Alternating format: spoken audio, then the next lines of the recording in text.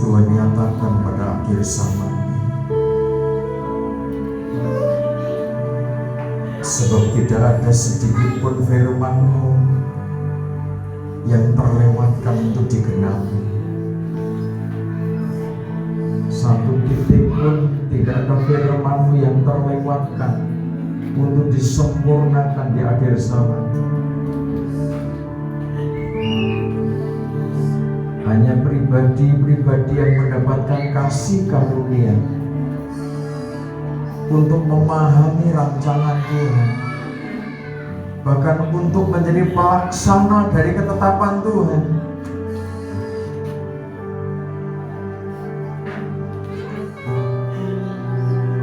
Haleluya.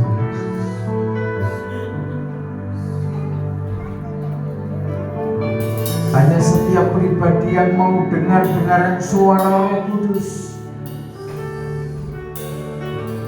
yang Tuhan alirkan laksana aliran air kehidupan dari tahta Allah. Maria pada akhir zaman, gembala-gembala pada akhir zaman, pribadi-pribadi majusi yang Tuhan tetapkan, yang Tuhan pilih menjadi pelaksana gerakan pembangunan tubuh Kristus. Pribadi-pribadi yang Tuhan tetapkan untuk melahirkan, mengantar gereja Tuhan pada akhir zaman. Haleluya. Haleluya.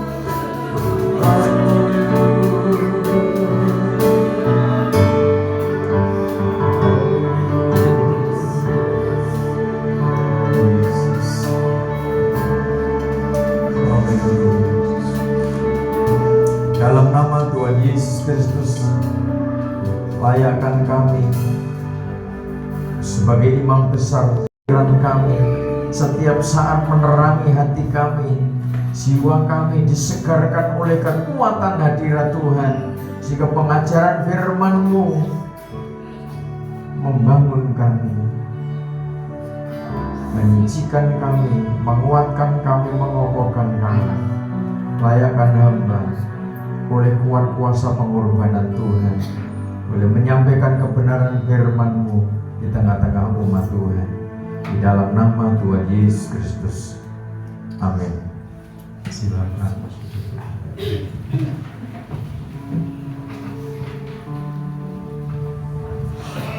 Puji Tuhan, salam damai sejahtera di dalam kasih Tuhan kita Yesus Kristus. Kalau pagi ini kita mendapat kesempatan untuk berkumpul kembali, memuliakan Tuhan, mengagungkan Tuhan. Demikian juga rekan-rekan hamba Tuhan dan jemaat yang mengikuti ibadah kita lewat live streaming. Kiranya berkat Tuhan juga dilimpahkan atas Bapak Ibu sekalian. Puji Tuhan, kasih dan anugerah Tuhan, salam damai sejahtera itu bagian hidup kita yang harus dialirkan oleh orang-orang kudusnya ketika kasih karunia dan salam damai sejahtera itu dialirkan, maka bagian yang harus kita kerjakan meresponi apa yang menjadi rancangan Tuhan, apa yang menjadi kehendaknya Tuhan. Saudara terkasih dalam Tuhan, firman Tuhan ketika berulang-ulang harus kita terima, berulang-ulang harus kita baca, berulang-ulang harus kita dengar, berarti ada sesuatu yang sangat mendesak, ada sesuatu yang sangat urgent di mana Tuhan menjadi pelaksana, Tuhan menjadi sumber dari seluruh rancangannya. Itu harus kita pahami. Kita umat pilihan Tuhan, kita hamba-hamba Tuhan yang dipilih, dipersiapkan sedemikian rupa dengan caranya Tuhan untuk melaksanakan kehendaknya Tuhan pada akhir zaman. Orang mungkin tidak percaya ketika Tuhan sampaikan bahwa menjelang kedatangannya akan terjadi situasi yang semakin berat, akan terjadi goncangan demi kegoncangan, akan terjadi bencana demi bencana, akan terjadi peperangan, bangsa bangkit melawan bangsa yang lain, kerajaan yang satu melawan kerajaan yang lain, akan terjadi pengkhianatan, akan terjadi kemurtatan, akan terjadi kepalsuan, tampilnya nabi-nabi palsu, pendeta-pendeta palsu, pembicara-pembicara palsu yang mengalirkan aliran-aliran pengajaran yang palsu, yang memecah belah, yang membinasakan, yang membuat umat hanya terfokus pada materi, tidak pernah membawa umat Tuhan berfokus kepada kehidupan yang kekal. Mungkin orang sanksi, mungkin orang berkata, mana mungkin, apakah itu akan terjadi? Padahal itu jelas Tuhan Yesus sendiri yang menyampaikan bahwa menjelang kedatangannya akan terjadi masa-masa yang seperti itu. Saudara terkait dengan Tuhan, mulai tahun 2024, 2025 terus saya sampaikan bagaimana akan terjadi perpecahan demi perpecahan. Bangsa bangkit melawan bangsa, kesulitan ekonomi akan terjadi di mana-mana. Seakan orang tidak percaya, seakan orang hanya berpikir, bahkan berkata, mana mungkin. Pada akhir zaman banyak orang pintar kok, banyak pakar-pakar ekonomi kok, banyak profesor begawan ekonomi pada akhir zaman. Mana mungkin akhir zaman di tengah-tengah orang pintar, di tengah-tengah orang bijaksana menurut ukuran dunia terjadi kesulitan. Mana mungkin pada akhir zaman terjadi perpecahan, banyak orang bicara tentang kesatuan kok. Mana mungkin orang akhir zaman kehilangan damai, banyak orang menyampaikan damai, pengen damai kok. Tetapi kenyataannya, kalau perpecahan itu sudah menyentuh pada level orang yang berbicara kesatuan, kalau kedamaian itu sudah tidak ada pada level orang yang membawa damai, orang yang mestinya mengalirkan kedamaian, orang yang mestinya mengalirkan kesatuan, tetapi pada level itu sudah tidak ada kesatuan. Antar pemimpin umat sudah tidak bisa rukun lagi. Antar pemimpin bangsa sudah tidak bisa rukun lagi. Kalau itu sudah terjadi, berarti kedatangan Tuhan sudah semakin mepet, semakin dekat dan sangat dekat. Sebab orang yang ngomong kesatuan sudah tidak bisa menyatu lagi. Orang yang ngomong kerukunan sudah tidak bisa dirukunkan lagi. Berarti ini sudah fake. Kedatangan Tuhan semakin dekat. Sebab itu berulang kali juga saya sampaikan bahwa ngomong tentang kesatuan tubuh Kristus sekalipun doktor, sekalipun profesor, sekalipun.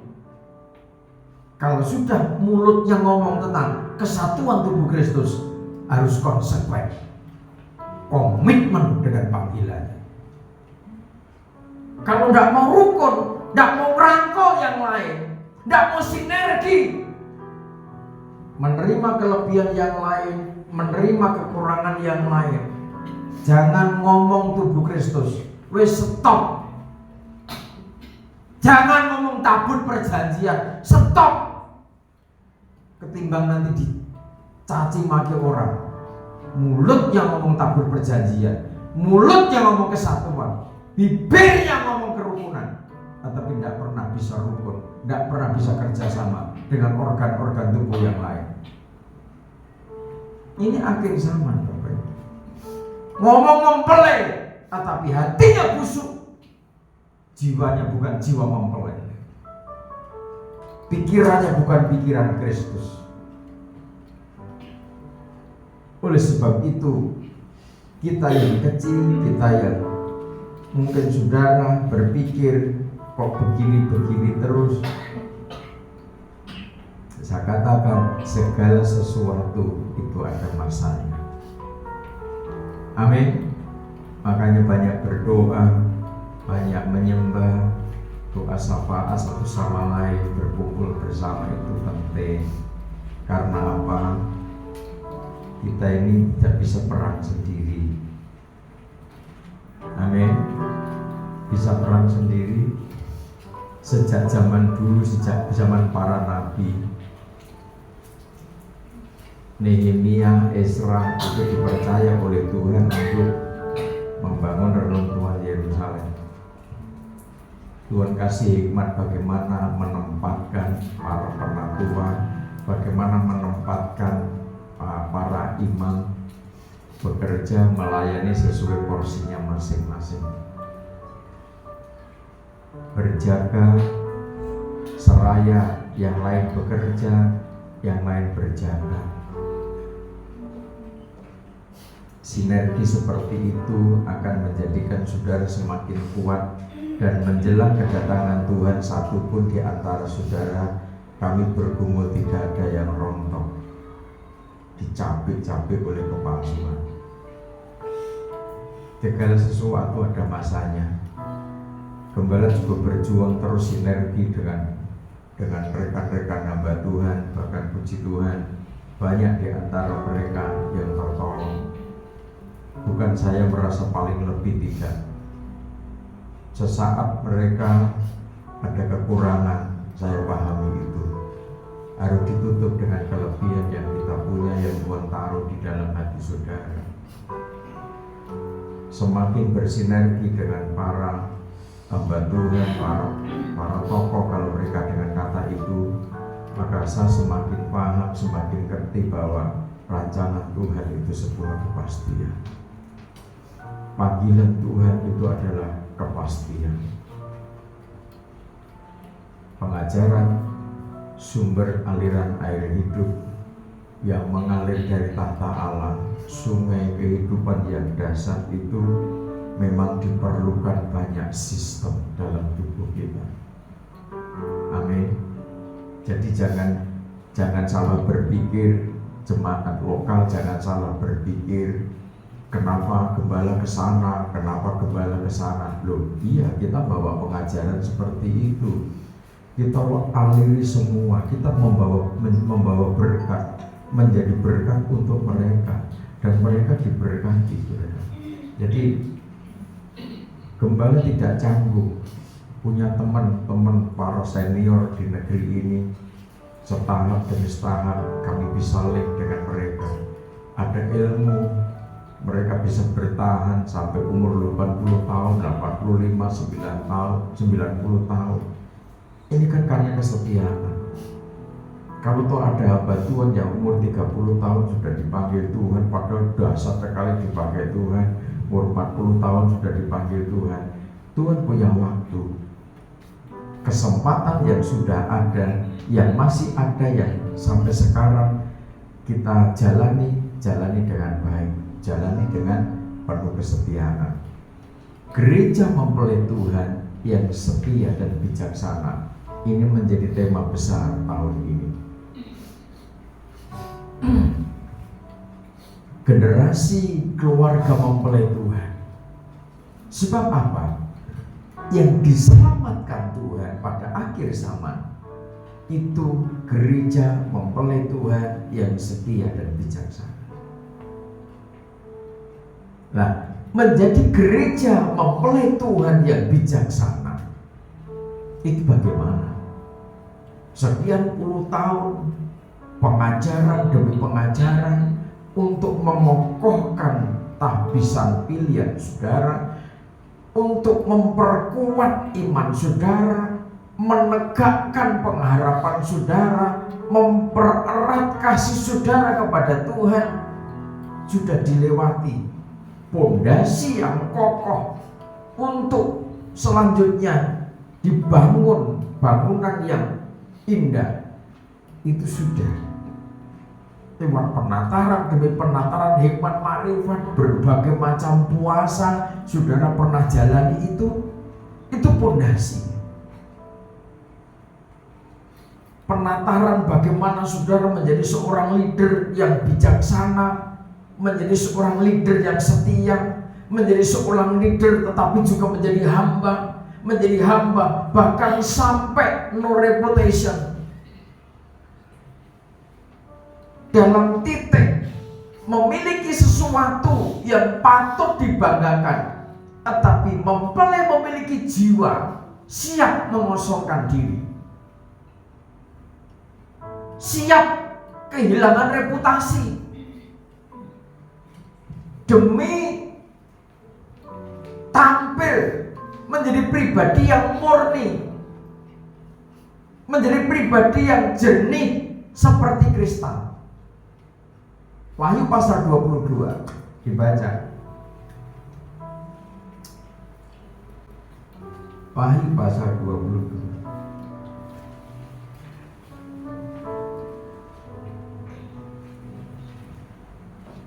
ayat 7. Ayat 7. Sesungguhnya aku datang segera. Berbahagialah orang yang menuruti perkataan-perkataan nubuat kitab ini. Amin. Jiwanya mempelai kuat, sangat tidak bisa ditiru oleh mempelai yang lain.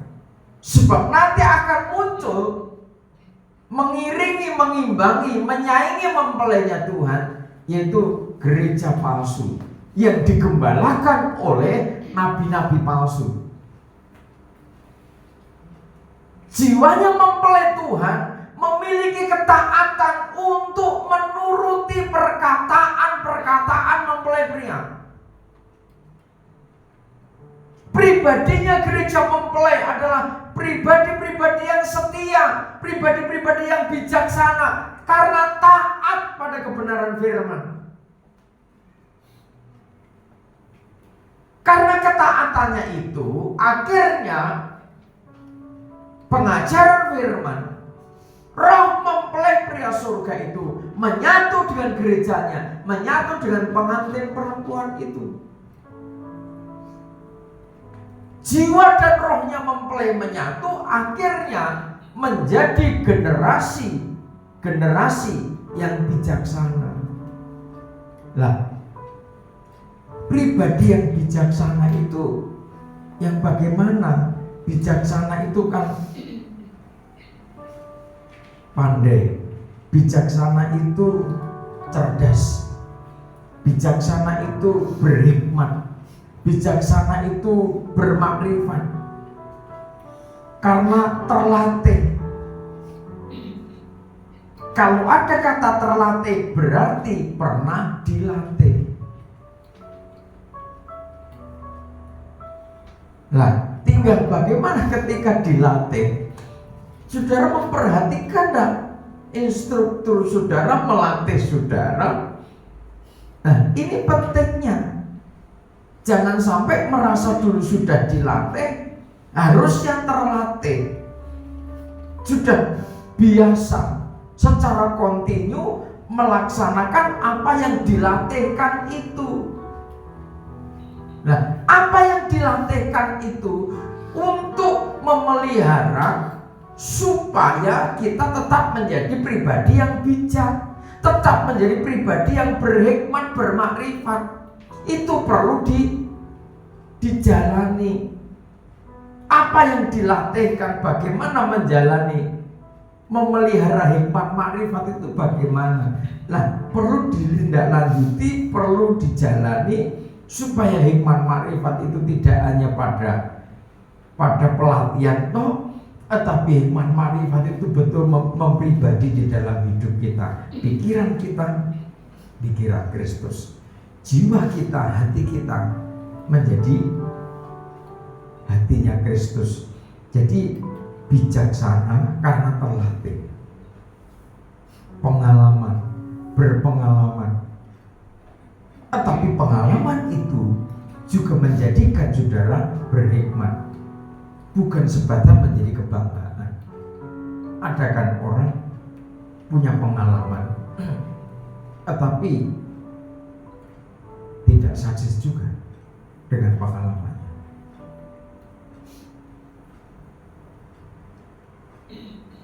Pernah saya sampaikan, orang punya pengalaman mimpin perusahaan, ratusan orang dipimpinnya, bukan puluhan, ratusan orang dalam perusahaan. Ketika orang ini jadi pendeta, belum tentu cakap mimpin yang jumlahnya hanya puluhan. Karena apa? Manajemennya berbeda. Sama-sama yang dipimpin manusia. Karena apa? Targetnya berbeda. Karena targetnya berbeda, mimpin perusahaan targetnya profit.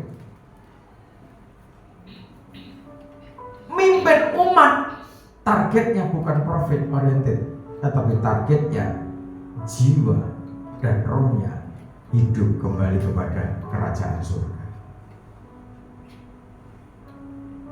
Kalau bicara materi, bicara profit, manajemennya ada sendiri. Bagaimana caranya melipat gandakan uang? Produksi apa di sana, maka di sana ada ilmunya, ada hikmat dunia, ada kecerdasan untuk memanage orang.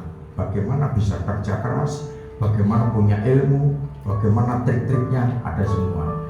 Demikian juga hikmat, kepandaian, kecerdasan, kebijaksanaan, makrifat itu akan membawa hidup kita tidak hanya endingnya masuk kerajaan surga, tetapi ketika kita ada di bumi ini, keuntungannya berlipat kali ganda. Mimpin perusahaan, saudara tidak hanya punya hikmat, kepandaian, memanajerial manusia, tetapi di balik itu semua, saudara dipercaya hikmat makrifatnya Tuhan untuk mengikat jiwanya manusia, untuk mengikat pikiran manusia.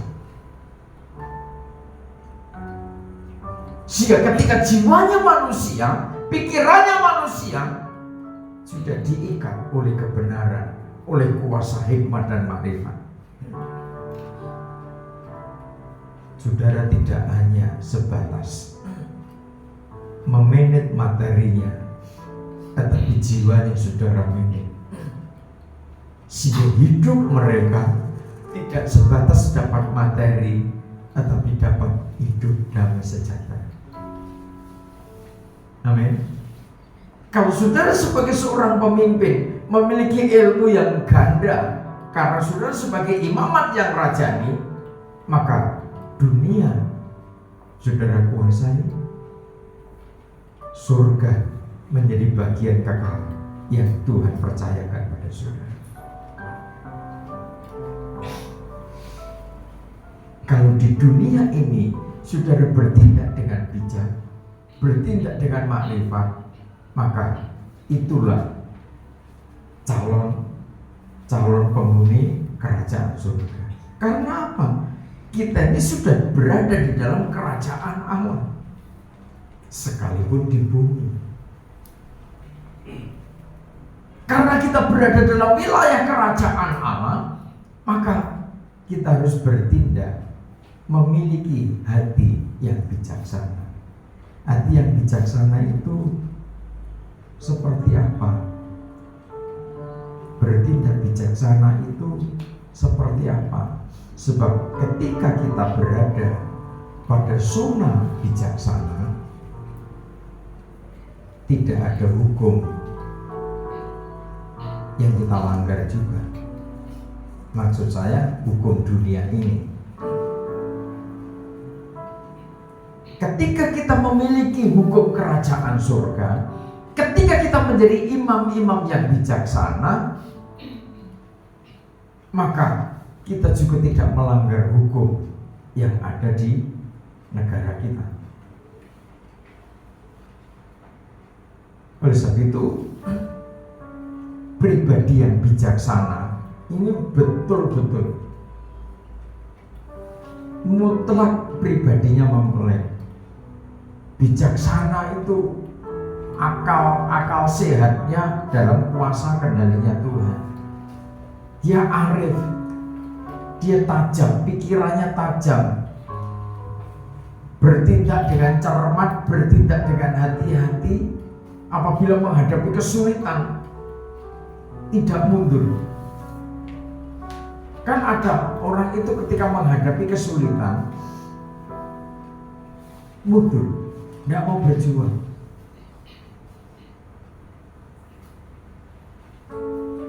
Apapun kesulitannya, nanti mau bekerja, yang petani mau kerja di ladang, waduh, hujan, tanahnya becek. Kalau pas panas, nanti kalau sudah teduh, atau jalannya tidak enak, ada saja alasan. Orang yang bijaksana, orang yang bertekun, orang yang setia, jiwanya mempelai itu pantang mundur ketika ngadepi masalah. Ini pentingnya sampai akhirnya nanti mempelai itu memiliki satu penyerahan penuh kepada otoritas kasih mempelai surga. Kalau tidak punya mental, bayang gambarannya kan Wahyu pasal 12. Bagaimana perempuan yang sedang mengandung itu detik-detik mau melahirkan, dia ditungguin naga tua yang merah padam yang berusaha untuk mencaplok menelan anak setelah dilahirkan oleh perempuan itu. Ini menggambarkan satu kehidupan komunitas gereja Tuhan yang memiliki mental yang kuat. Tidak cukup mental, tetapi memiliki kemurnian hati sehingga dia menjadi mempelai yang bijaksana. Ketergantungannya kepada kerajaan surga tidak hanya 100%. Ketergantungannya terhadap kerajaan surga full. Dia merasa tidak berdaya di dunia ini tanpa mempelai surga.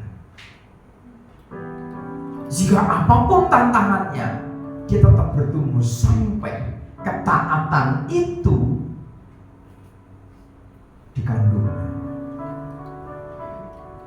Dan kandungan itu ada usianya, ada batas waktunya di mana kandungan itu harus dilahirkan.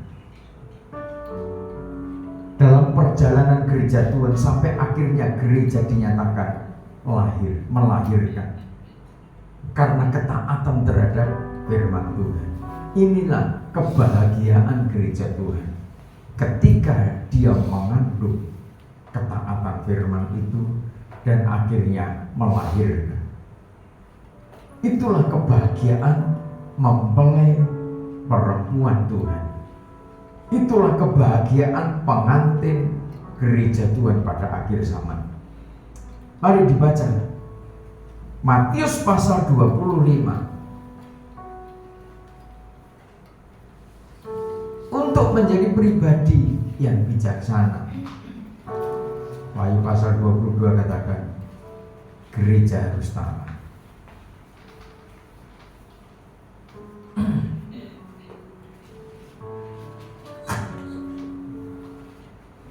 Matius pasal 25 mulai ayat pertama.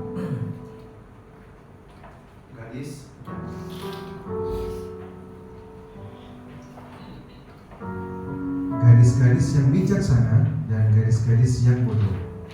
Yang pertama, pada waktu itu hal kerajaan surga seumpama 10 gadis yang mengambil pelitanya dan pergi menyongsong mempelai laki-laki. Ya, jadi hal kerajaan surga digambarkan seumpama 10 gadis. 10 gadis ini semua pergi menyongsong mempelai laki-laki dengan pelitanya masing-masing. Tetapi ayat 2, 5 diantaranya bodoh dan 5 bijaksana. Nah, 10 gadis itu akhirnya terbelah menjadi 2 kelompok. Yang 5 bodoh, yang 5 bijaksana. Terus gadis-gadis yang bodoh itu membawa pelitanya tetapi tidak membawa minyak. Yang bodoh ini perbedaannya hanya di situ.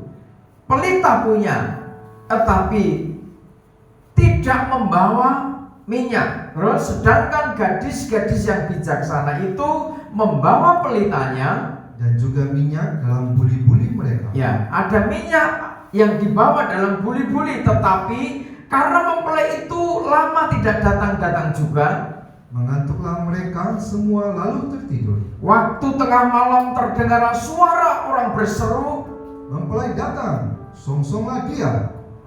Gadis-gadis itu pun bangun semuanya lalu membereskan pelita mereka. Gadis-gadis yang bodoh berkata kepada gadis-gadis yang bijaksana, berikanlah kami sedikit dari minyakmu itu, sebab pelita kami hampir padam. Ya, terus? Tetapi jawab gadis-gadis yang bijaksana itu, tidak, nanti tidak cukup untuk kami dan untuk kamu.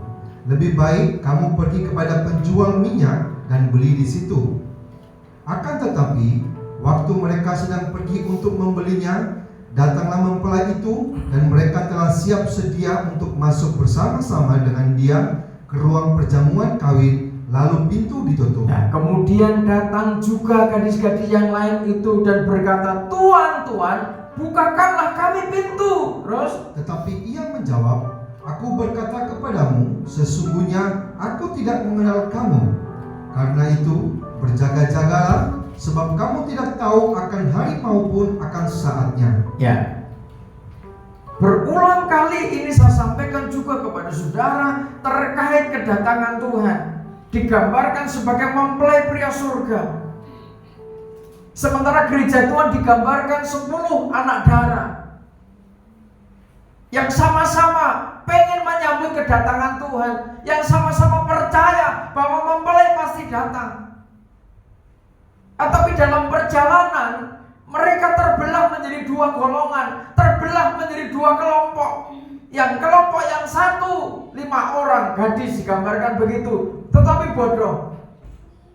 Yang satu 5 gadis juga, tetapi bijaksana. Sudah terkasih dalam Tuhan, bodoh. Apa itu bodoh? Bodoh itu, ini kamus. Bodoh itu tolong. Bodoh itu dungu. Kamus besar bahasa Indonesia. Bodoh itu goblok. Bodoh itu bego. Bodoh itu bebal. Tidak lekas ngerti. Tidak mudah tahu. Tidak mau diajar. Tidak punya pengertian. Bodoh. Bebal. Bukan tidak pernah diajar, tidak mau diajar.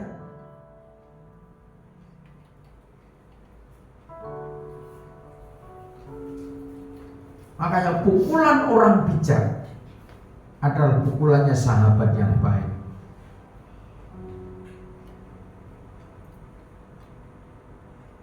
Ketimbang ciuman orang manis yang berlimpah-limpah tetapi mengkhianati kasih.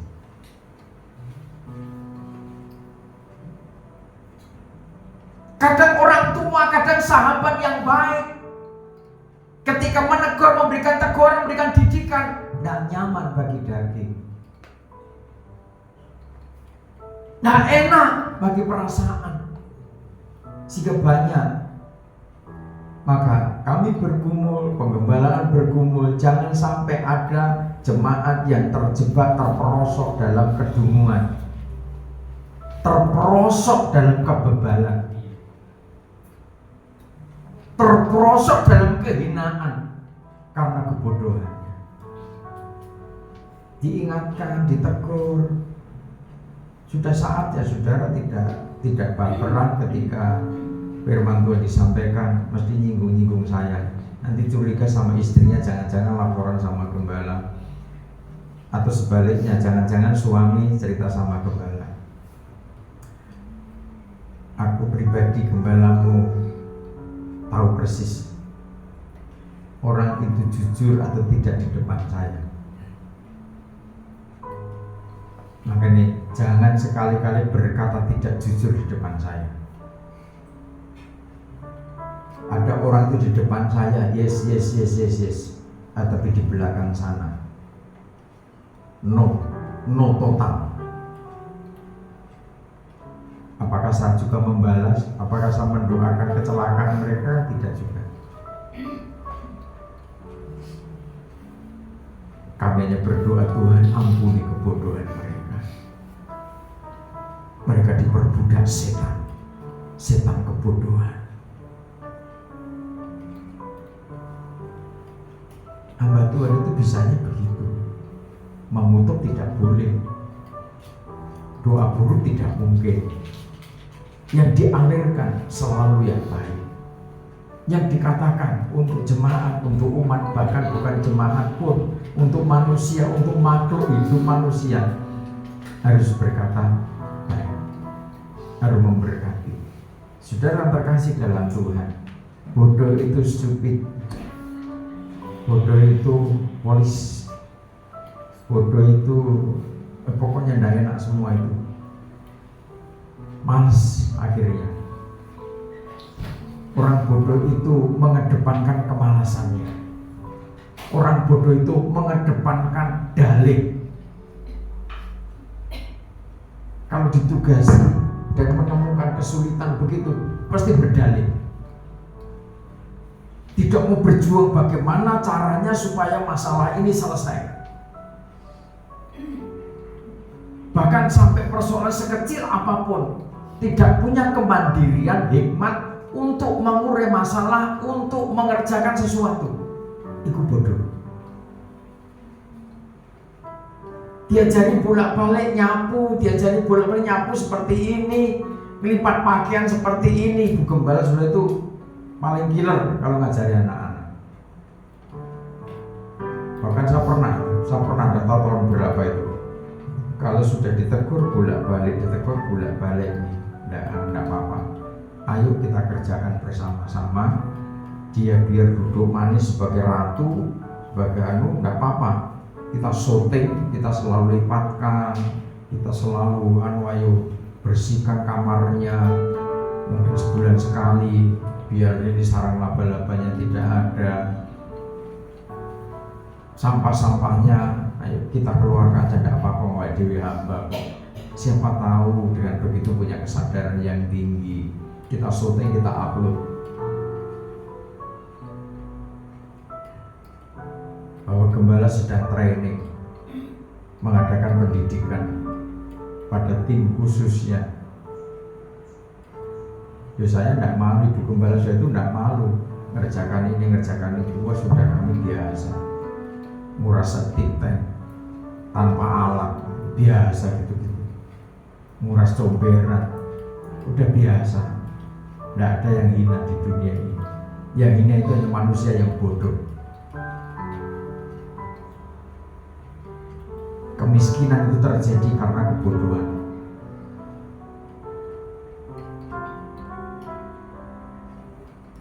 Kata miskin itu ketika manusia sudah tidak bisa melakukan sesuatu.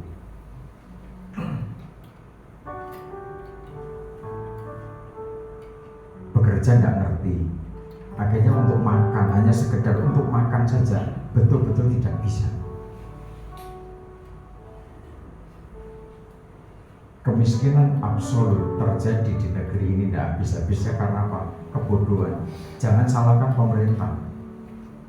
Pemerintah itu sejak zaman Pak Soeharto sudah berupaya bagaimana caranya mengangkat harkat hidup masyarakat Indonesia.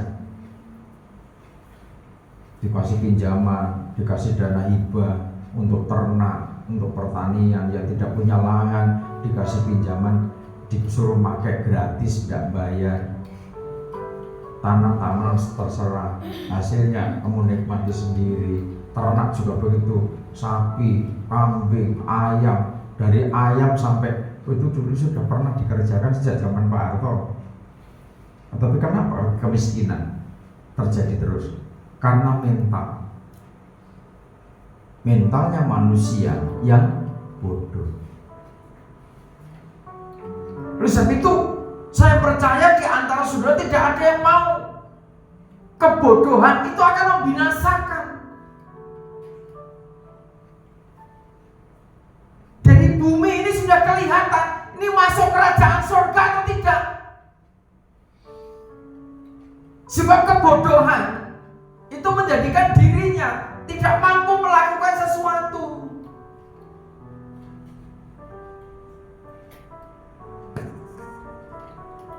Sebab itu anak-anak sekarang saya bersyukur, puji Tuhan, pemerintah punya kebijakan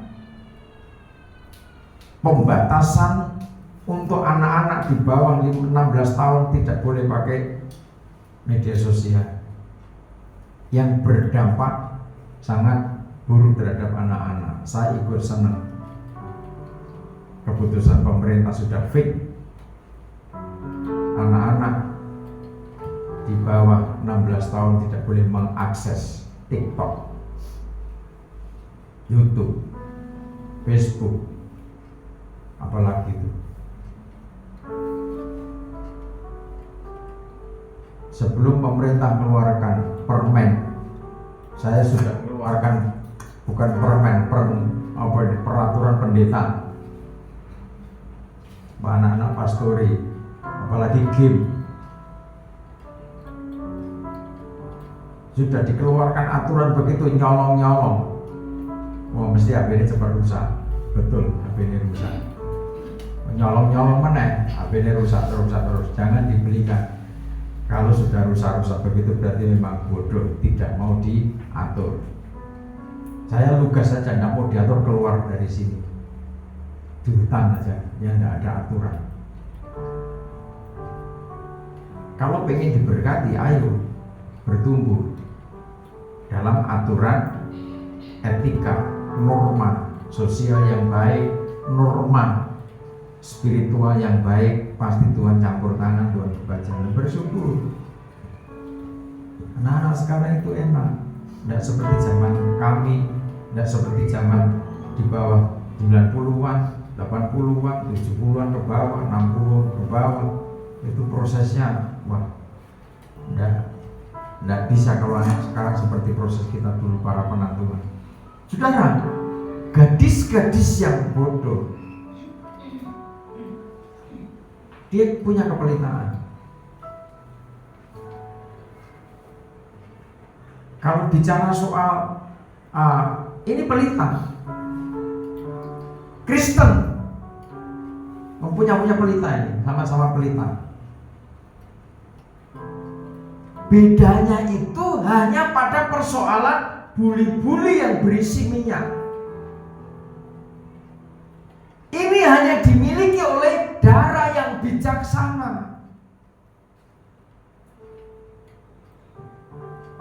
Makanya pujian, praise and worship, fellowship, pujian, penyembahan bersama itu dalam kebersamaan juga melipat gandakan supaya buli-buli hidupnya itu dikuasai, dipenuhi, diisi oleh kekuatan pengurapan Roh Kudus.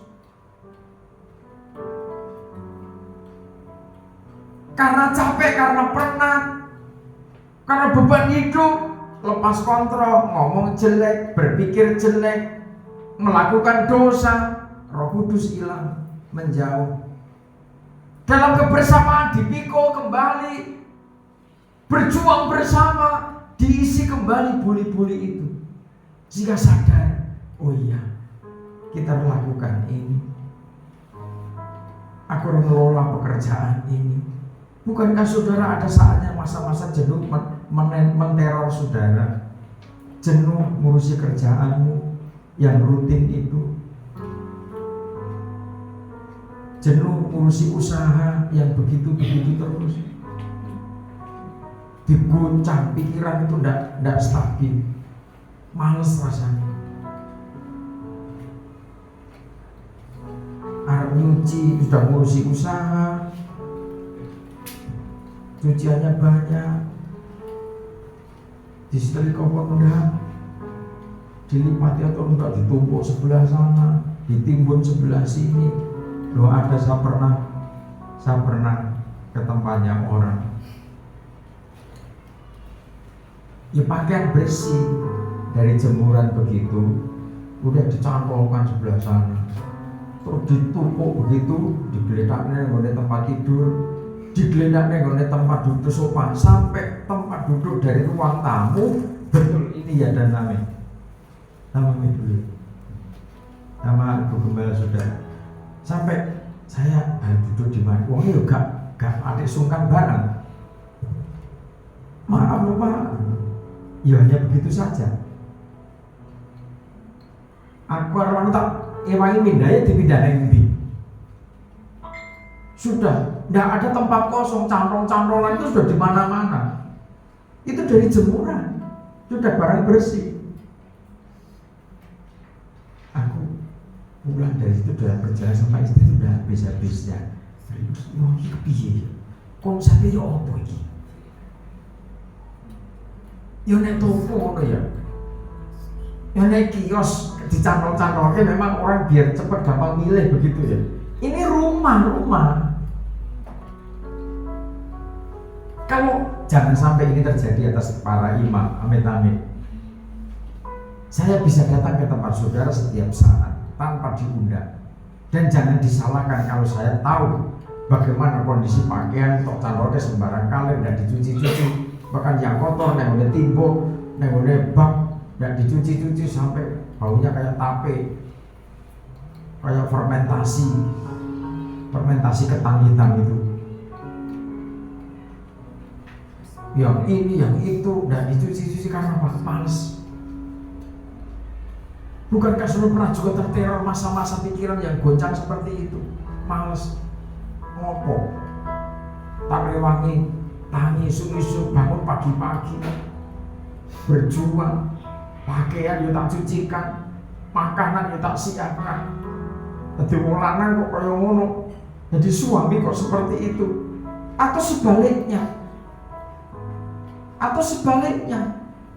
suami diteror oleh pikiran-pikiran yang liar, teror liar. Sudah sebagai suami sudah bangun pagi-pagi, siap ke kantor, yang biasanya sepatu disiapkan, biasanya teh hangat atau apa sudah disiapkan, biasanya air hangat, mungkin karena perlu mandi air hangat sudah disiapkan di situ. Istri tidak mau bangun, ngorok emang sosro. Wah, masuk akhirnya sudah langsung. Apakah di tengah perjalanan suamimu itu tidak berpikir dalam teror yang berat? Aku sudah bangun pagi-pagi, aku berjuang, aku pulang sampai tak lembur-lembur biar ada tambahan berkat. Anakku tidak menghargai aku, istriku tidak pernah menghargai perjuangan. Apakah saudara sebagai suami bisa kuat ketika ada teror sedemikian? Saudara mungkin mau bertanya juga tidak bisa. Ada apa dengan istriku? Saudara mungkin tidak bisa bertanya, ada apa dengan anak-anakku? Seakan saudara sebagai seorang bapak, seorang ayah, saudara berjuang sendiri. Sedang diizinkan Tuhan ada goncangan yang dahsyat. Mau ngomong juga nanti salah, jangan-jangan salah. Dalam kondisi seperti itu, saudara memahami ada apa istrimu, ada apa anak-anakmu. Bapak Ibu yang dikasih Tuhan, menjadi darah yang bijaksana tidak sesimpel orang katakan. Kita sebagai darah-darah yang bijaksana harus memiliki satu identitas yang tidak dimiliki sebagaimana darah yang bodoh. Darah yang bodoh mungkin sudah berjuang.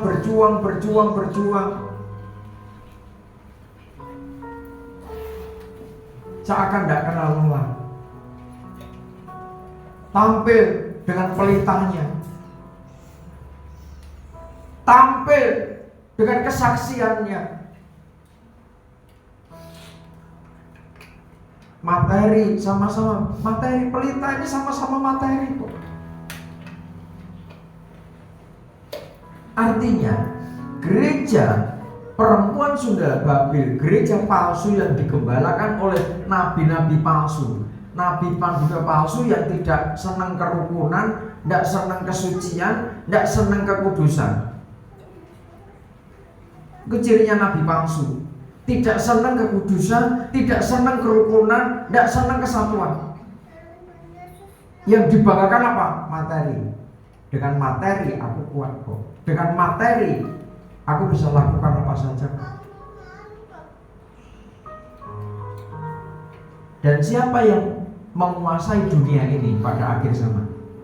Perempuan Sunda Babil dan antikris. Dalam realisasinya nanti pada akhir zaman, gereja-gereja dengan konsep materi, mereka memang kuat, bisa bersinergi dengan raja-raja di bumi. Firman Tuhan katakan begitu. Perempuan Sunda Babil, gereja palsu itu dengan nabi palsunya bisa bersinergi dengan raja-raja, orang-orang kuat, orang-orang kaya, miliarder, triliuner di bumi ini berada dalam konspirasinya gereja palsu. Tetapi di hadapan Tuhan bodoh.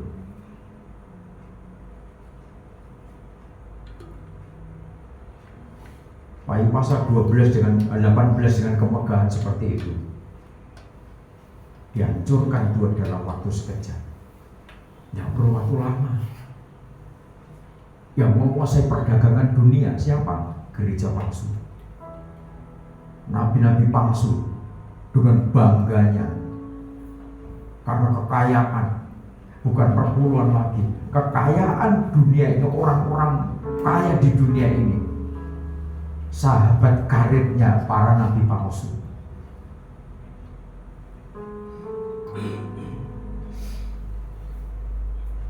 Oleh sebab itu, gadis-gadis yang bijaksana membawa pelitanya juga minyak dalam buli-buli. Kuasa pengurapan Roh Kudus dalam buli-buli hatimu, dalam buli-buli hidupmu. Ini terus pineto, tersambung, tidak putus. Ketika kita terus taat menjalani kebenaran firman, menjalani pelayanan ini dengan setia. Saya katakan segala sesuatu ada masanya. Tenang saja.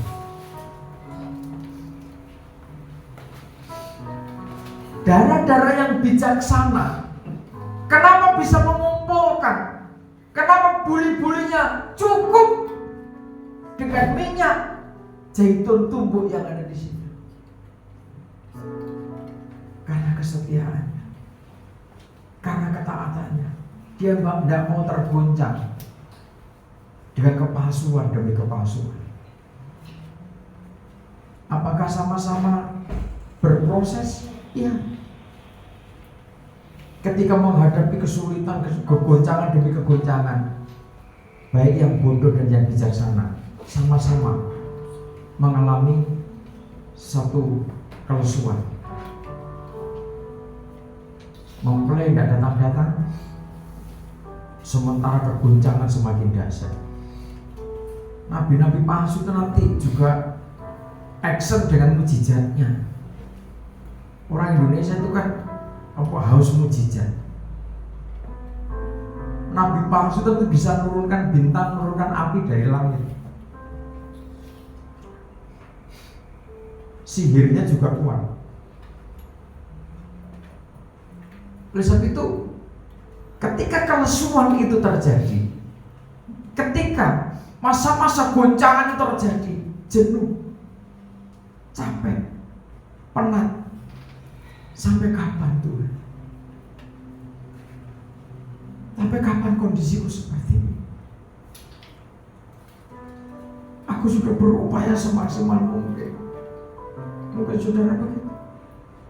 Aku sudah berjuang semaksimal mungkin. Aku ya sembahyang. Saya beritahu, kalau soal sembahyang, kalau soal puasa, soal ketaatan pada firman, tidak usah kita komplain kepada Tuhan. Sebab ketaatan kita belum sempurna. Sebab kesetiaan kita juga belum sempurna.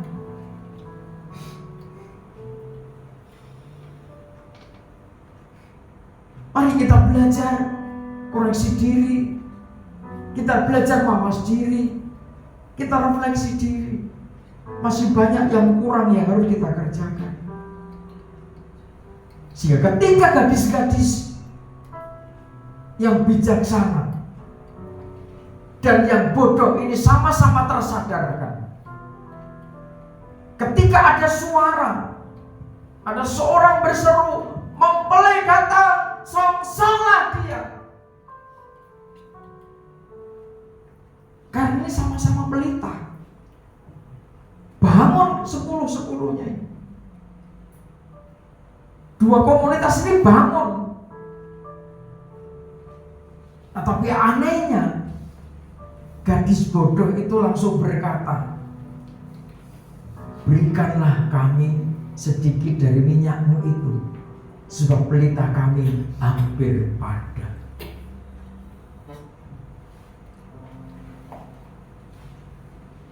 Dia baru tersadarkan. Dia baru ngerti waktu, tahu masa. Tetapi masa yang sudah ditetapkan Tuhan sudah habis. Terus apa artinya kesadaran? Artinya pertobatan ketika pengampunan itu sudah tertutup. Saudara tidak bisa mengatakan Tuhan kan maha kasih. Tidak. Itulah keadilan Sang Maha Kasih. Ketika waktunya tiba, yang bodoh dapat bagian sendiri, yang bijaksana dapat kemuliaan sendiri. Panjang sabarnya Tuhan, kasih setianya Tuhan, ternyata ada batasnya. Jangan anggap wah Tuhan itu kasihnya luar biasa, tidak mungkin tidak mengampuni. Tidak. Ada saatnya pengampunan sudah putus. Dan ketika itu orang bodoh itu baru sadar. Apa artinya kesadaran? Tidak ada artinya. Apakah saudara baru mau sadar ketika waktunya sudah habis? Apakah kita baru menangis ketika waktunya sudah tidak ada artinya?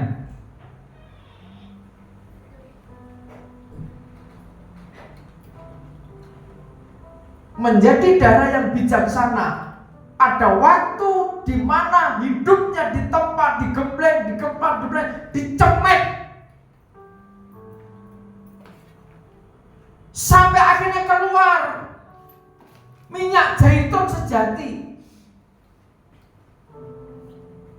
hasil ditumbuk, dipres. Kalau suatu saat ada kesempatan datang ke Bethlehem, datang ke Yerusalem, datang ke Kanaan, ada saatnya saudara akan dibawa ke tempat cara membuat minyak zaitun asli.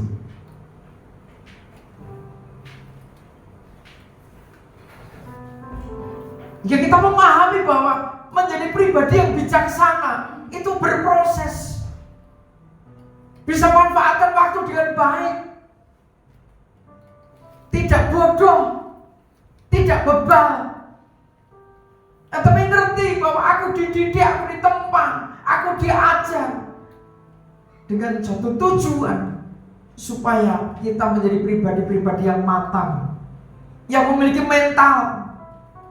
mentalnya mempelai, mentalnya pengantin perempuan Tuhan, yang tetap setia, yang tetap taat, yang tetap bertindak bijaksana dalam kondisi apapun.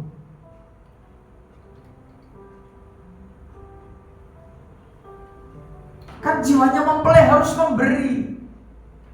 Nanti berdalih begitu. Kan pasal 22 ayat 17 kan kita harus memberi. Barang siapa haus, mengambil air kehidupan dengan cuma-cuma. Itu kapan diucapkan? Ketika waktunya sudah habis. Ketika sudah diambang pintu, sudah tidak saatnya lagi kita diproses supaya keluar minyak zaitun sejati. Kalau sudah diambang pintu, itu kondisi pengantin perempuan sudah fit, buli-buli penuh dengan minyak zaitun sejati, dengan minyak urapan Roh Kudus. Jadi Tuhan itu punya waktu, Tuhan punya batas, jangan gampang ke Tuhan. Bersyukur kalau ada kesempatan itu dimanfaatkan dengan baik demi melipat gandakan urapan sehingga buli-bulinya tidak kosong. Dan ketika darah yang bijaksana nanti minta, itu waktunya, ini bukan waktu di mana kita sesaat lagi masuk ke ruang perjamuan.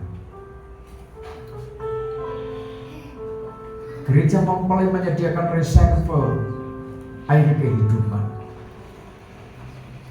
dalam batas waktu yang sudah ditetapkan Tuhan juga. Bukan berarti 5 darah yang bijaksana itu pelit, tidak mengasihi, tidak. Dengan alasan lo itu kan jiwa-jiwa kasihan, partner kerja kita, dia juga dulu baik sampai kepelitaannya juga begitu. Dia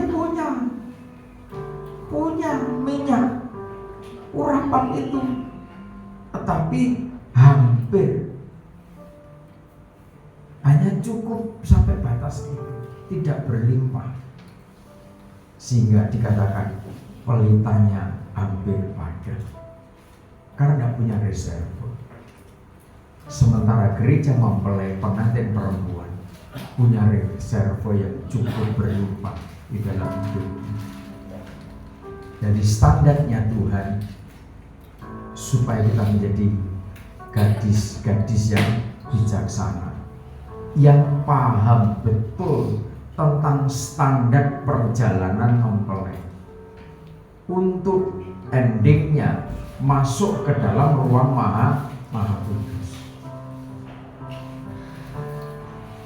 Darah yang bijaksana itu tahu persis standar pelayanannya, standar tahbisannya, standar imannya, kasihnya, pengharapannya. Dia tahu persis.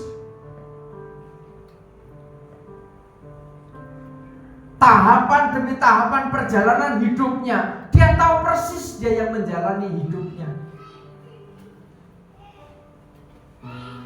Berarti ini bukan mempelainya Tuhan, itu bukan Kristen biasa-biasa,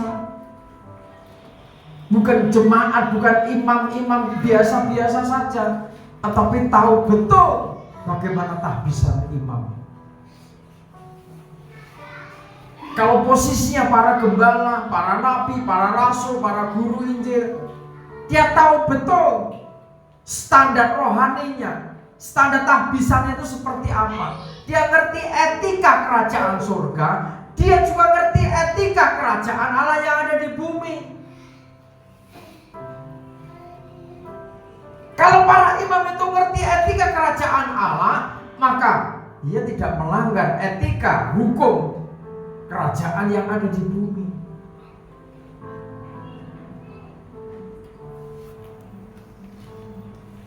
Kartu SIM mati, saatnya ganti. Itu kan aturan kerajaan di bumi. Saatnya bayar pajak, itu aturan kerajaan Allah di bumi. Ada aturannya, aturan administrasi kerajaan Allah di bumi ada aturannya. Kita ikuti itu. Jangan sampai ada celah sehingga kita tergolong menjadi darah yang bodoh. Kebodohan manusia itu menjadikan dirinya tidak dikenal oleh Tuhan. Kebodohan manusia itu menutup manusia itu sendiri sehingga ditolak oleh Tuhan. Maka sebaiknya kita ini berada pada kumpulannya orang-orang yang bijaksana. Supaya apa? Supaya hidup kita masing-masing mendapatkan anugerah Tuhan, masing-masing mendapat kesempatan dari Tuhan untuk diselamatkan. Wong bodoh kumpul karo wong bodoh semakin bodoh. Karena apa? Visinya orang bodoh adalah kerja sedikit, makan banyak, makan enak, tidur nyenyak. Konsepnya orang bijaksana bangun pagi-pagi bahkan tengah malam, tidak menyukai tidur, makanan kemalasan tidak ada dalam dirinya, bahkan siap membuat permadani untuk dijalani sendiri. Membuat permadani, ngerti standar perjalanan hidupnya adalah proses salib. Jadi berbeda jauh. Itu tugas yang kita emban. Kalau saudara buka catatan tahun sekian, kalau catatanmu masih, jangan-jangan karena kesulitan terus dijol di kilo nih. Wah, ini buku-buku wis ra kanggo iki. Kitab catatan tahun sekian enggak kepake wis. Ditimbangke wae lumayan. Bisa beli lombok. Saudara, ini masa-masa semakin sulit. Dampak dari peperangan yang selesainya kapan tidak ngerti. Dan peperangan ini semakin menjalar kemana-mana. Rusia Ukraina sampai sekarang belum selesai, sudah berapa tahun. Nanti yang mainan akan menyusul. Kesulitan ekonomi itu akan semakin nyata. Saudara mungkin baca di Tiongkok, China,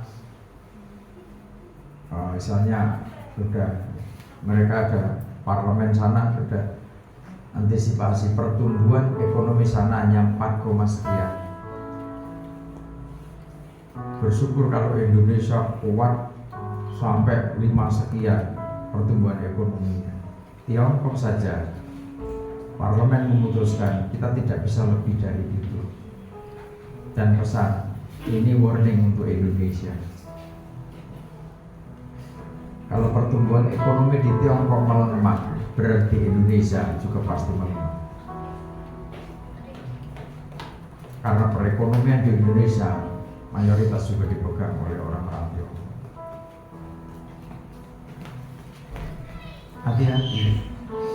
Makanya yang simpel saja ketahanan pangan perlu perlu diperhatikan. Ketika dalam kondisi katanya swasembada, pangan berlimpah, stok beras, stok jagung, oke. Makanya ketika beberapa saat yang lalu rencana mau impor beras khusus, orang-orang pada ngomong sakar PDW. Sebab itu kita harus berjaga, menjadi pribadi yang bijak.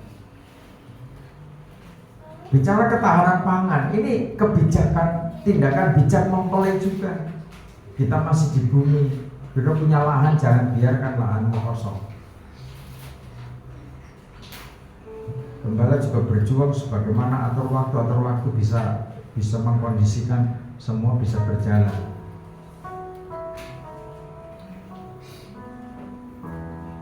Tindakan yang bijak itu menjadikan kita nanti bisa bertahan, ekonomi semakin berat.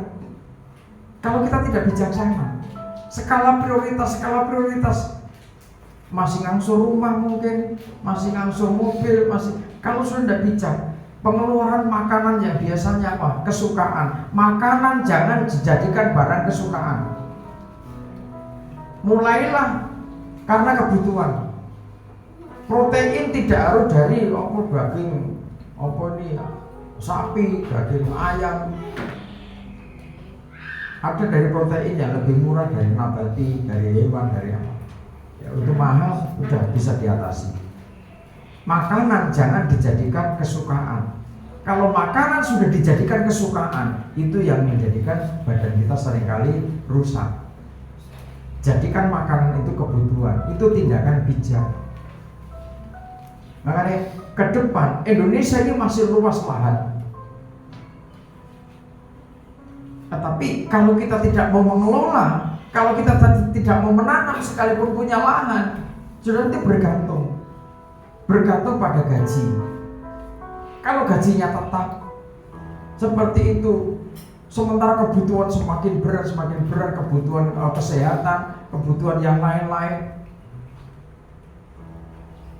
hidup di kampung punya lahan dan sebagainya, sudah bisa bertindak bijaksana, maka itu menyelamatkan juga. Bukan berarti kita percaya Tuhan pasti pemelihara. Tuhan pelihara, tetapi kalau sudah punya lahan dibiarkan saja, itu namanya bodoh.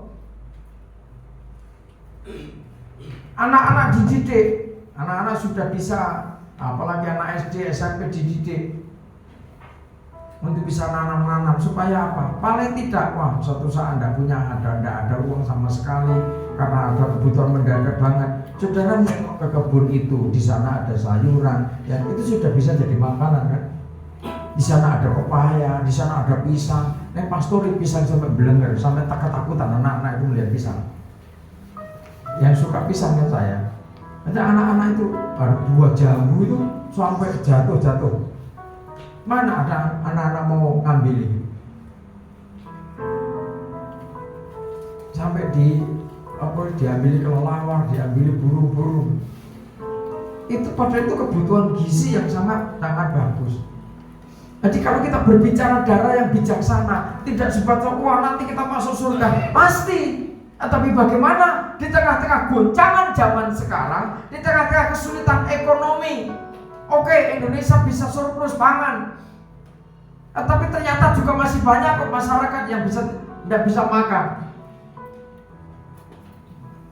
Ada juga yang tidak punya lahan. Oleh sebab itu, kita sebagai umat pilihan Tuhan, Amsal pasal 15 dibaca kembali. Bijaksana, menjadi pribadi yang bijaksana harus terus berjuang, tidak diam.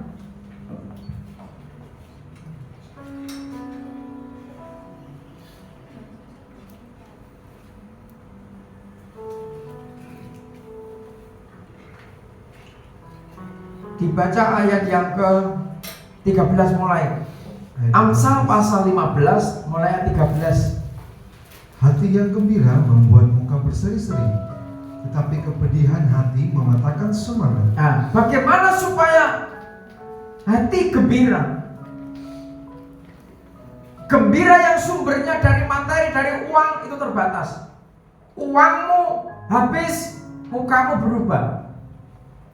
Uangmu datang, mukamu berseri-seri. Itu kalau sukacita gembira itu karena materi, itu gampang berubah-ubah muka. Uang tidak ada, anak rewel, pampersnya habis, susunya habis, uang sudah tidak ada. Nah ini muka bisa flat, muka bisa garang, muka bisa slow, atau apa saja. Jarang yang perlu ini, perlu itu. Akhirnya apa? Akhirnya mukanya bergembira. Jarang. Padahal itu bisa dilakukan. Tapi kepedihan nanti mematahkan semangat. Tidak ada semangat, keluar dari kamar itu sudah lega, lihat kerjaan, tidak ada gairah untuk bekerja, tidak ada semangat. Karena apa? Balik lagi, hatinya pedih. Kenapa kok pedih? Nah, terus diurut, diikuti. Kenapa kok ada kepedihan? Nanti akan ketemu di sana. Ada komunikasi. Hati orang berpengertian mencari pengetahuan, tetapi mulut orang bebal sibuk dengan kebodohan. ya, sibuk dengan kebodohan. Manfaatkan perkataanmu sebagai imamat yang rajani, sebagai darah-darah yang bijaksana, untuk memperkatakan firman, untuk memperkatakan kebenaran, untuk mengalirkan aliran air kehidupan, supaya tidak sia-sia. Diskusi, sharing, usahakan untuk sesuatu yang positif. Sekalipun hanya sedikit yang bisa dieksekusi, tetapi perkataanmu itu coba diwujudkan. Itu bijak. Jangan punya rancangan yang melebihi kapasitas saudara. Sudah tidak bisa masak, buka warung makan. Terus yang masak sokok bayar orang. Waduh, udah jangan dulu begitu. Kalau dari awal, sekalipun modalnya gede, kalau manajemennya tidak bagus, habis nanti modal. Ini kata orang. Banyak orang yang tidak punya kemampuan di bidangnya, dia coba-coba. Di bidang pelayanan juga begitu. Wah, enak yo. Tadi pendeta enak, ternyata enak tenan. Ngomong perpuluhan, ngomong persembahan, lah gitu loh, kantongnya kebak kaya ngono. Lah kontrake lho sakmono kebak kabeh. Kanan kiri, nah sakmono. Iku setahun kebak ngono ya. Betul-betul enak jadi pendeta ya. Ada pengusaha yang punya modal, ini real, saya cerita ini real. Akhirnya dia begini, ayo sama konco-konconya saat teman-temannya, ayo kita dirikan gereja. Itu piye? Pendeta ini sekonti, boleh? Kita kan bukan pendeta, kita kan pengusaha. Yang penting kita sediakan ruangan, kita sediakan alat musik, kita sediakan multimedianya, kita sediakan semua, lighting lengkap semuanya. Soal pembicara, soal pendeta gampang. Kita undang orang, kita gaji. Ngono ya. Betul piye kok? Lah, dari itu persembahan kan banyak. Gue pendetane sakmene, gue gawe operasional sekian, kita masih untung. Coba. Setelah itu urunan sekian, jalankan itu. Jadi pengusaha itu akhirnya buka perusahaan yang kedua. Perusahaan apa? Perusahaan orang. Orang apa? Orang Kristen yang dikumpulkan menjadi aset untuk pengusaha itu punya pendapatan. Jahat atau enggak? Inilah bibit perempuan sundal Babil.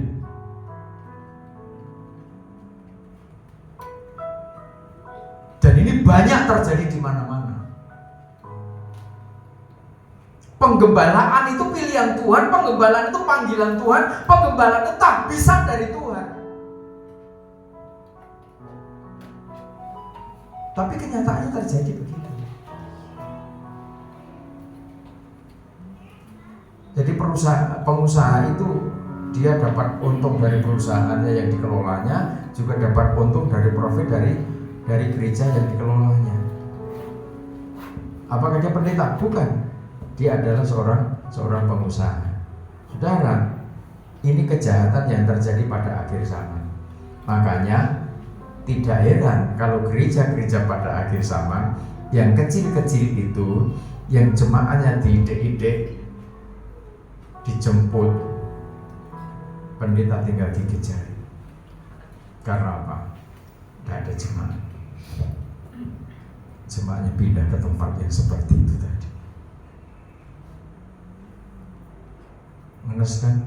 Jadi gembala kalau tidak punya otoritas kasih Tuhan.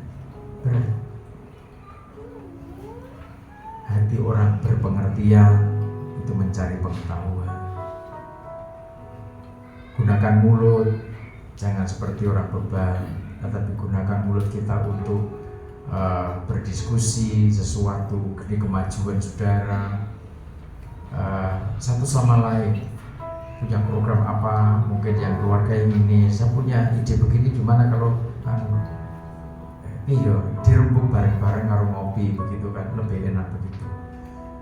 Jangan membiasakan diri tanpa komunikasi, nanti tidak bagus. Hari orang berkesusahan, buruk semuanya, Tetapi orang yang gembira hatinya selalu berpesta. Ya, pesta maksudnya itu bersukacita. Bersukacita itu kan suatu luapan bahagia. Berpesta dalam pengertian ada sukacita. Sukacita yang timbul, yang muncul karena hari-harinya berada dalam otoritas kuasa pengurapan roh. Kalau sudah datang ke tempat pesta, rata-rata tempat pesta itu hanya diisi oleh orang-orang yang bersukacita, menikmati makanan yang enak, menikmati minuman yang segar, buah-buah yang segar.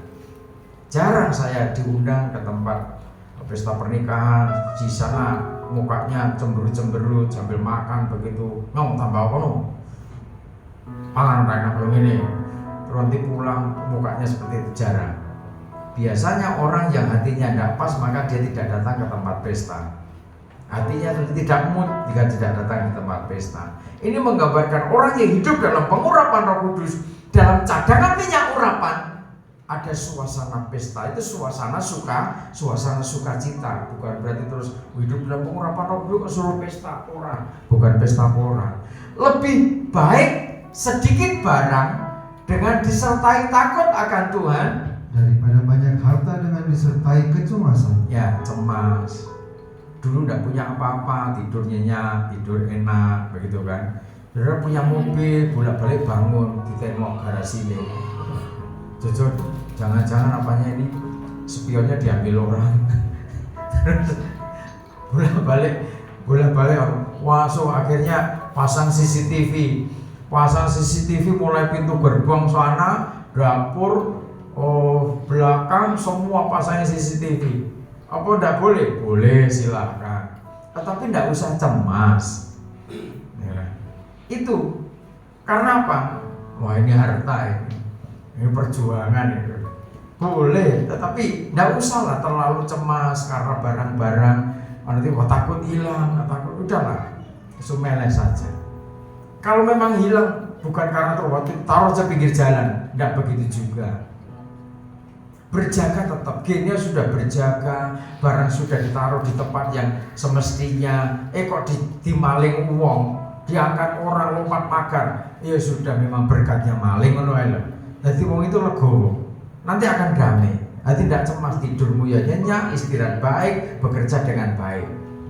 Lebih baik sepiring sayur dengan kasih daripada lembut tambun dengan kebencian. Nah, artinya nikmati segala sesuatu itu dengan damai. Ya ada artinya saudara membara dalam kebencian, jengkel, pahit hati, emosi, langsung harus makan pitik, makan ayam panggang, ayam bakar. Lah kok malaikat itu yang ngawasi kamu di situ, akhirnya mau mencelekkan, keselak balung. Ada saja kan, kalau makan dengan damai, disyukuri, puji Tuhan, bisa menikmati telur, bisa menikmati ayam, daging sapi.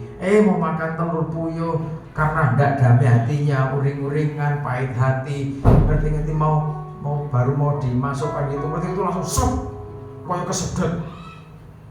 Tapi akhirnya berhenti di tenggorokan karena tidak damai.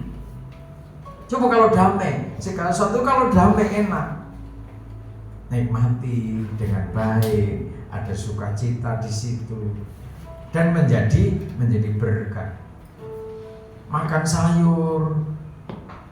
Saya kasih tahu, ya kok berat badan kok naik terus. Sore jangan makan nasi. Lebih dari jam 6 jangan makan nasi lagi.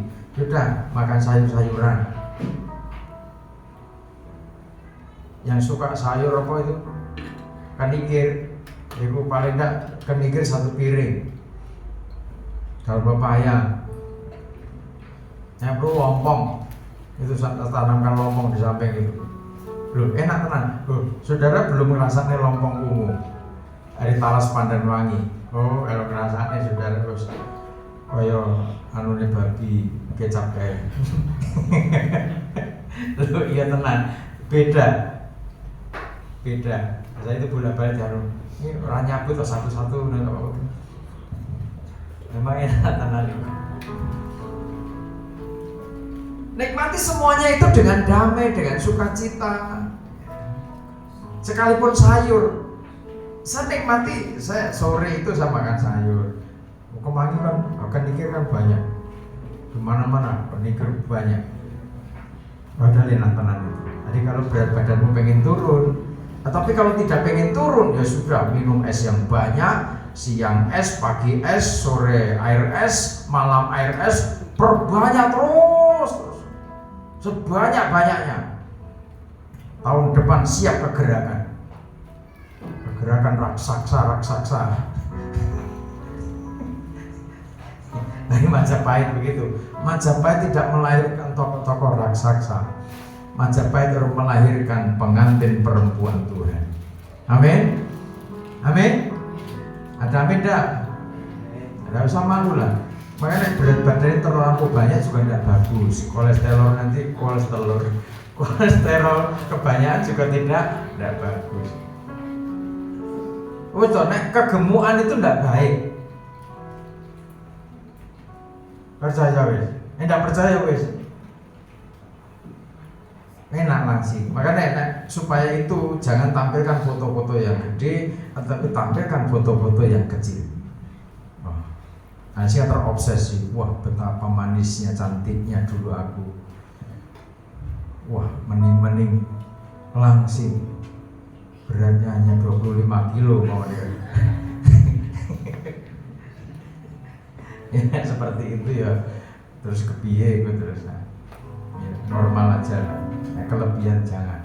Diteruskan dulu Mas, sampai mana tadi? Gara-gara raksasa. Ayat 18. Mana? Yuk. Si pemarah membangkitkan pertengkaran, tetapi orang yang sabar memadamkan perbantahan. Sabar, nggak usah berbantah-bantah soal ini soal itu. Saya tidak pengen dibantah. Kalau sibuk, begini begitu, saya tidak yakin. Kali Bu Gembala sudah itu minta tolong itu kadang dibantah, ya kan? Anak-anak yang bodoh, bukan anak yang pinter. Anak-anak pinter, anak-anak dulu. Saya pernah jadi murid. Saya mengabdi di banyak pendeta, di banyak guru. Ketika seorang guru menyampaikan pitutur pelajaran pengajaran,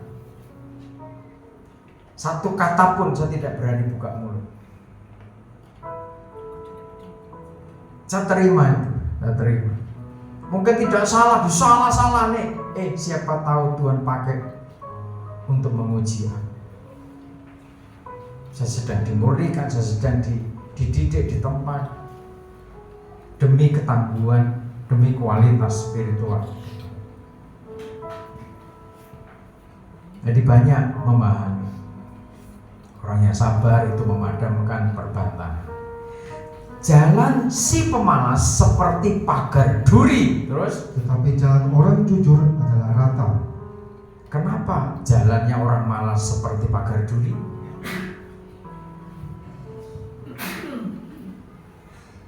Tidak disukai orang.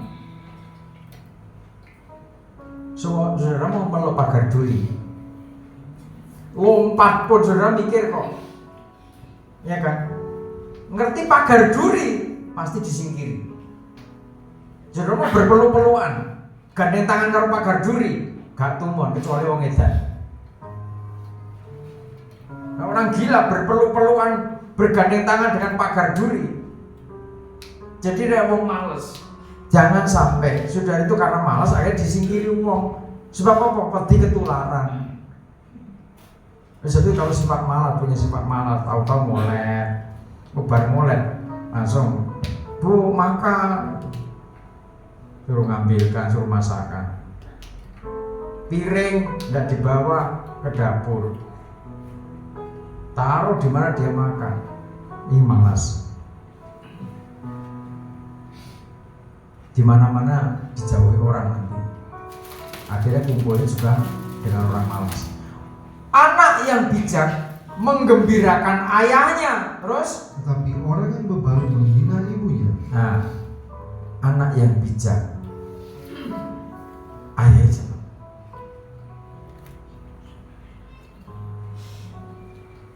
Para ayah pengen anak-anak menggembirakan saudara. Didik supaya anakmu bijak, putumu bijak.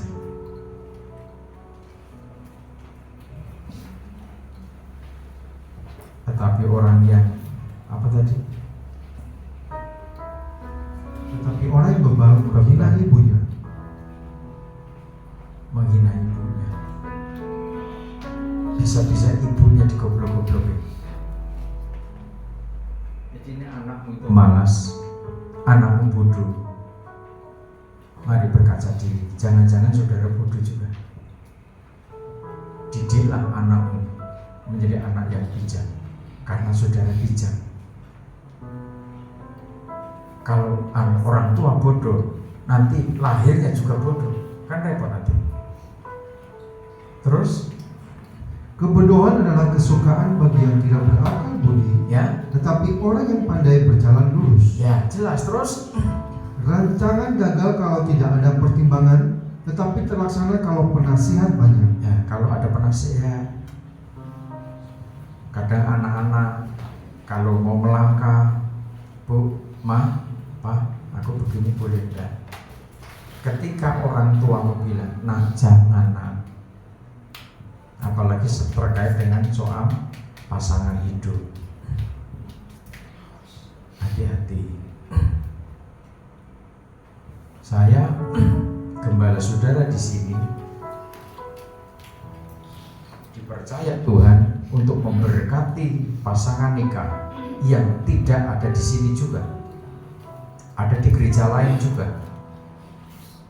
Karena apa? Gembala di sana juga tertolong. Karena menurut aturan kelembagaan mereka dengan catatan tertentu, ada yang janda dapat duda tidak boleh, ada yang duda dapat perawan tidak boleh, ada sebaliknya. Aturan organisasi mengatakan bahwa kalau sampai pejabat gereja menyampaikan peneguhan nikah maka dipecat. Saya tanyakan begini, aturan mana dalam Alkitab ketika keduanya sudah disatukan sehingga di sisi lain terjadi perpecahan, ada yang dipecat dan lain sebagainya? Maka jangan kaget ketika gembala saudara dimintai tolong oleh gembala-gembala yang lain untuk menyampaikan satu peneguhan nikah. Karena apa? Itulah yang disampaikan oleh Tuhan Yesus. Ada domba-domba di kandang yang lain yang juga harus diberkati.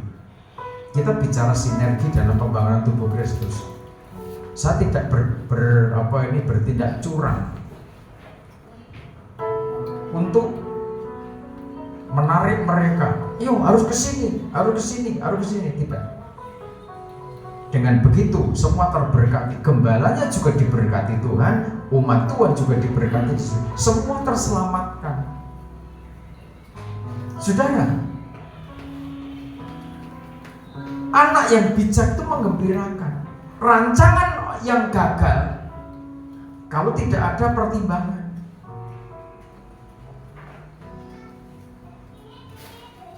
Ketika ada nasihat, ketika ada pertimbangan, maka semua terlaksana. Seseorang bersuka cita karena jawaban yang diberikannya, dan alangkah baiknya perkataan yang tepat pada waktunya. Ya, terus jalan kehidupan orang berakal budi menuju ke atas, supaya ia menjauhi dunia yang mati di bawah. Rumah orang congkak dirombak Tuhan, Tetapi batas tanah seorang janda dijadikannya tetap. ya, jangan ada kecongkakan. Walaupun kaya raya yang congkak itu bahaya. Tuhan yang merombak, dan ini banyak terjadi. Rumah orang congkak, rumah orang congkak, kekayaan orang congkak, ada yang ludes dalam sekejap. Terus Rancangan orang jahat adalah kekejian bagi Tuhan. Kekejian bagi Tuhan.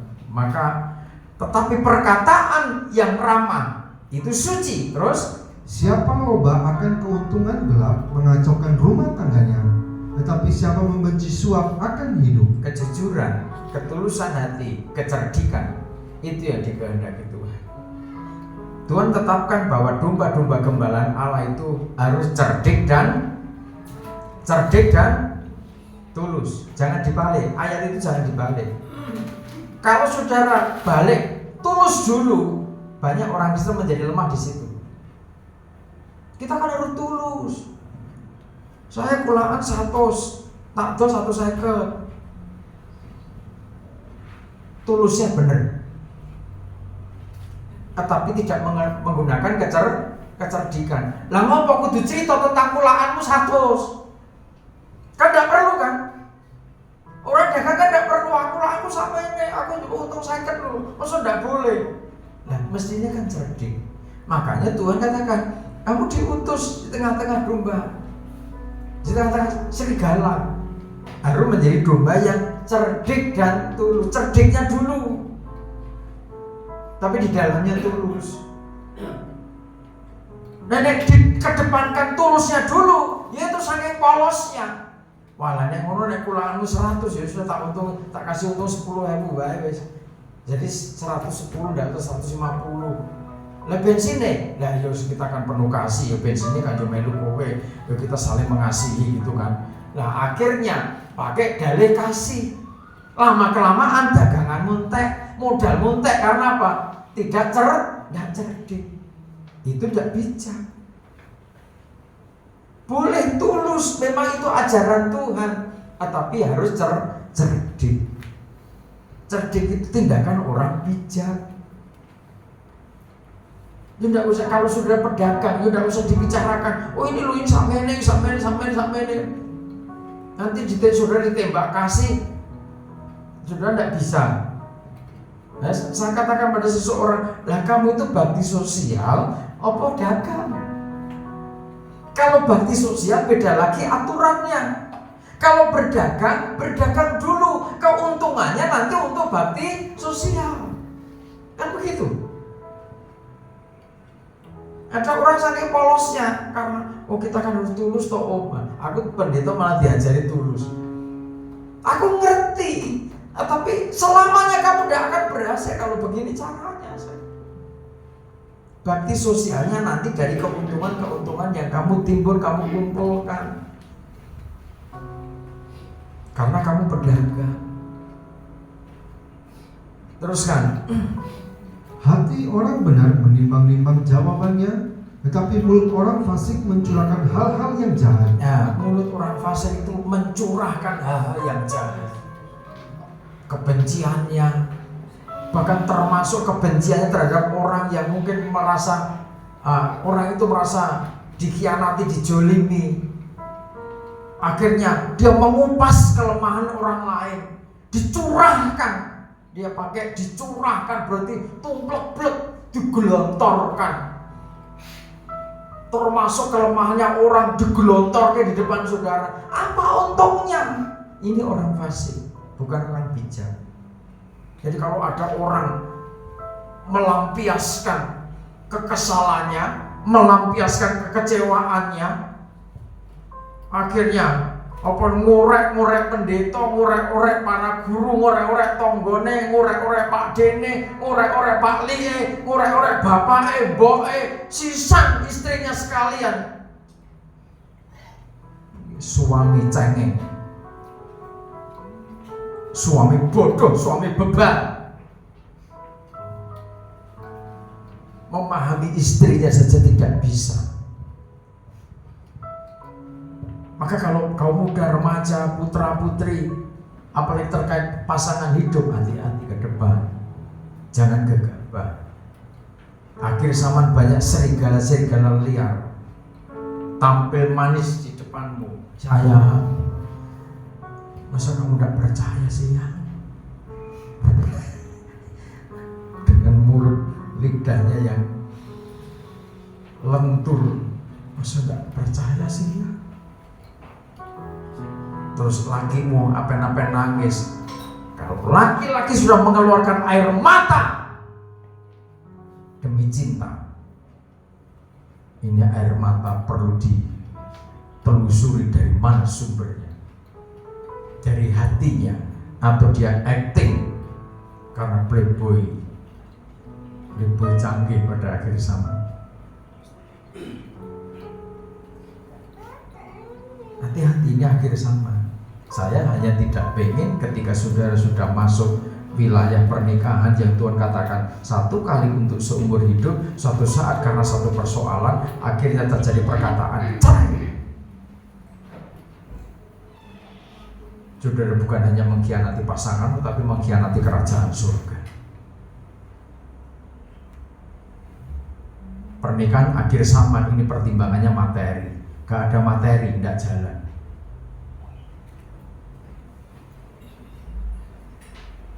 Apalagi orang tua ikut campur tangan. Kalau nanti kamu dengan anak saya, terus anakku harus pakane apa? Nek ketemu wong tua kita langsung dikeplak wae. Nenek mani. Itu orang tua yang tidak ngerti arti kehidupan. Sombong. Apalagi orang Kristen. Apalagi pendeta. Ada pendeta itu bisa ngomong begitu, itu ada.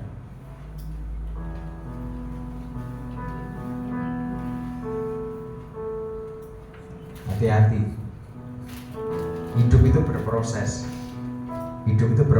Orang-orang yang sepertinya tidak berdaya, tidak berprestasi, kalau saatnya bertekun, berdoa dengan tulus hati, ada saatnya diorbit oleh Tuhan. Jadi tidak usah takut, tidak usah khawatir. Yang penting jangan malas, jangan bodoh, jangan beban. Terus Tuhan itu jauh daripada orang fasik, ya. Tapi doa orang benar didengarnya. Ya, doa orang benar didengar Tuhan. Tuhan itu jauh daripada orang fasik. Hati-hati, makanya ngomong hati-hati. Jangan tersusupi roh-roh kefasikan. Kalau tidak sepatutnya, ngapa sih ngomong ke orang? Kalau ada orang mungkin lemah, tidak berdaya, kalau kita bisa mengurai, kita bisa bergumul untuk orang itu, ayo kita support. Dan orang itu memang oke untuk kita support, ayo disupport, digumuli bareng-bareng. Siapa tahu bertobat, siapa tahu juga menerima Tuhan Yesus Kristus. Kan itu tujuan kita ke sana. Kalau membicarakan hanya untuk sekedar omong kosong, tidak ada artinya, buang-buang energi. Tetapi alirkan energi saudara untuk menyelamatkan banyak orang. Itu yang dikehendaki Tuhan. Jangan buang-buang energi hanya untuk menggosipkan banyak orang. Yang itu tidak ada artinya. Mata yang bersinar-sinar menyukakan hati Dan kabar yang baik menyegarkan tulang. Kabar yang baik menyegarkan tulang. Lah, orang yang hidup dalam kuasa pengurapan Roh Kudus, reservonya cukup. Dari matanya saja sudah kelihatan. Ketemu gitu loh, motong sayu gitu, sekian persen gitu. Itu ketok. Jadi mohon maaf bicara. Gembala dipercaya hikmat marifat untuk membaca dari seluruh organ tubuh saudara. Artinya dari mata, telinga, mulut, hidung, kaki, tangan saudara, cara dudukmu. Itu wis ketok. Duduk emang di duit. Duduk emang di duit. Sudah kelihatan. Duduknya orang bersuka cita, orang yang dia kuat menatap masa depan, yakin bahwa masa depannya dalam kendalinya Tuhan. Itu terlihat dari mata saudara, itu sudah kelihatan. Orang yang mengarahkan telinga kepada teguran, yang membawa kepada kehidupan, akan tinggal di tengah-tengah orang bijak. terus Siapa mengabaikan didikan membuang dirinya sendiri. ya jangan mengabaikan, jangan nyepeleke, jangan membuang, jangan menutup telinga kepada didikan. Sebab kalau kita menutup telinga terhadap didikan, kalau kita menutup telinga terhadap suara Roh Kudus, sama halnya kita ini membuang diri kita. Tetapi siapa mendengarkan teguran, Memperoleh akal budi. takut akan Tuhan adalah Didikan yang mendatangkan hikmat dan kerendahan hati mendahului kehormatan. darah yang bijaksana, membuka telinganya, mendengarkan teguran, menerima didikan, menerima tempaan dengan takut akan Tuhan. Sebab dari situ terpancar kehidupan. Reservonya cukup untuk kemuliaan Tuhan sampai Tuhan datang dalam kemuliaan yang sempurna. Tuhan Yesus memberkati.